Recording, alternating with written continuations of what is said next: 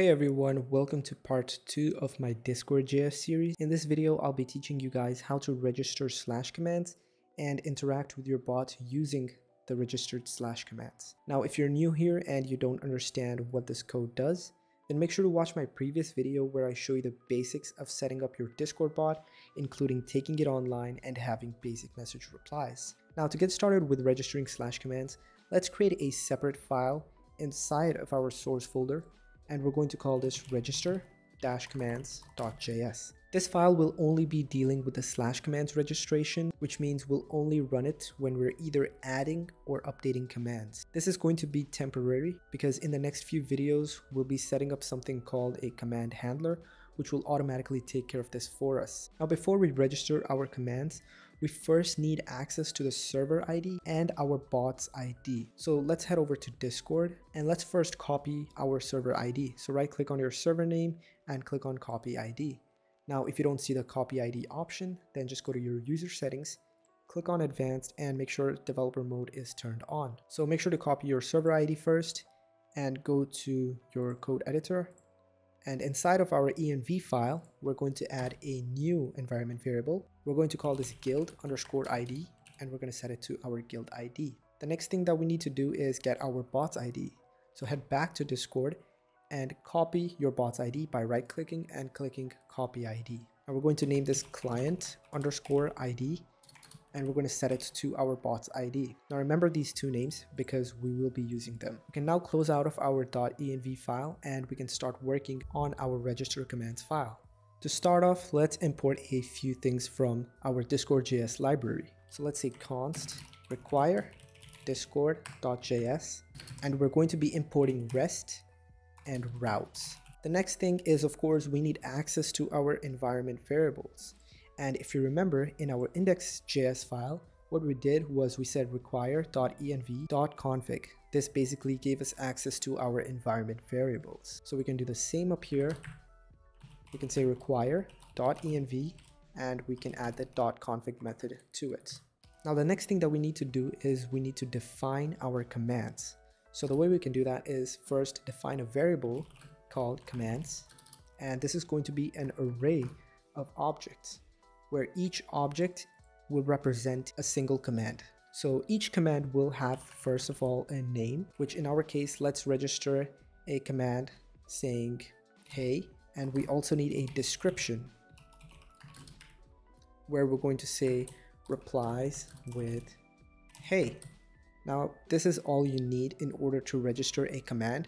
There are other fields that you can use, such as options and choices, but I'm going to get into that later on. Now what we can do is we can write a function which will register our slash commands. So this is going to be an anonymous function, which is going to be async because we are going to be using a wait inside of it. And we can use arrow functions. Now inside of our function, we need to add a try and catch block. Basically what this is going to do is it's going to try running some code, and if an error occurs, then it's going to catch it and you can deal with the error however you like. So in our case, we just want to console log the error. Now we can use template literals and we can say there was an error and we can add the error variable. Now inside of our try block, we can actually register our commands. But before we do that, we need to make use of REST. So let's do that. Let's say const REST equals new REST, and this will take in a version. So in our case, version is going to be 10, and what we're going to do is we're going to set a token. So let's say .set token, and if you remember, we have our token in our environment variable, which is going to be process.env.token. Now this is enough for us to actually get started. So inside of our try block, what we can do is we can say await rest.put, and this put method is going to take two arguments. The first one is going to be routes.application guild commands, and inside of the guild commands we need two things. The first is the application ID, which is our bot's ID, and the second argument is guild ID, which we also have it inside our environment variables. So let's do that really quickly. Let's say process.env.client_id, and the second one is going to be process.env .guild_id. Now the second argument inside of this put method is going to be an object, which is going to have a body, and this body is going to take our commands variable. What we want to do actually before we register our commands is console log. So in our case, we can start by console logging registering /commands. And after it has been registered, we can console log again saying /commands were registered successfully. And we can save our file. Now it is safe to run the file, so let's do that really quickly. So open up your terminal and let's type node source/register commands.js. So hit enter and it's going to say registering /commands, and then it says /commands were registered successfully. So let's head over to Discord and type /, and as you guys can see, our bot has a space now inside the /commands menu, and if you click on it, we have the command hey with the description replies with hey. So that is really cool. However, if we try to run it, nothing happens, which is what we're going to be dealing with now. So let's head back to Visual Studio Code and we can close out of our register commands file because we are going to be dealing with our interactions now. So let's listen for interactions because that is the event listener which will be triggered when a /command is ran. So let's say client.on interaction create, and this is going to return an interaction.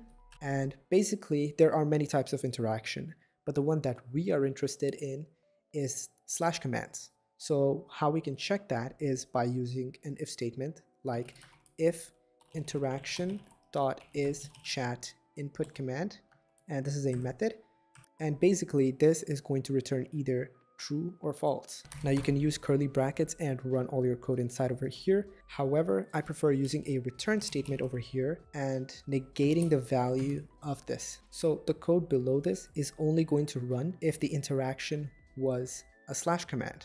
Now let's console log the interaction and let's see what it returns. So let's save that really quickly, and now let's run our bot. So let's say nodemon, and as you guys can see, our bot is now running, and let's try running the hey command again. We shouldn't expect a reply, but we will see that our terminal now has an interaction, which is the type of chat input command interaction. Let's copy that and let's go to the Discord.js documentation and go to documentation and let's search the type chat input command interaction. If we check, it has a bunch of properties and methods, but the one that we're interested in is the name of the command. It has a property of command name, so let's run that. So let's console log interaction.command name. So let's save that really quickly, and now our bot has restarted again because we're using nodemon. And let's head over to Discord and use the hey command. And as you guys can see, it actually console logs hey because that is the command that we ran. Based on that, we can actually run some conditional statements. So we can say if interaction.command name is exactly equals to hey, then we can actually do something with that interaction. So in our case, what we want to do is we want to reply with hey. So the way we can do that is the same as what we used to do with messages. So we can say interaction.reply, and we can actually just say hey. So save your file, and once your bot restarts, we can go back to Discord, and this time we use the command hey, and it's going to respond with hey. Now with that running, I think you have a basic idea of how interactions work. I can actually go to register commands and add a new command. So let's copy our object, and underneath let's add a command like ping, and we can give it a description of pong. Let's save it, and let's actually run the register commands file. So let's say node source register commands.js, hit enter, and it says /commands were registered successfully. Now what we can do is we can run our index file. However, before we run that, we actually want to have another condition, which is going to be checking for the command name ping. If it is ping, then we're going to reply with pong. So let's save that, And let's now run our index file. Once our bot starts, we can go and try a slash command, and let's check what our bot has. It has hey and ping. If you try running hey, it's going to reply with hey. However, if we try ping, it's going to reply with pong. So in the next video, I'm going to teach you how to add options to your commands.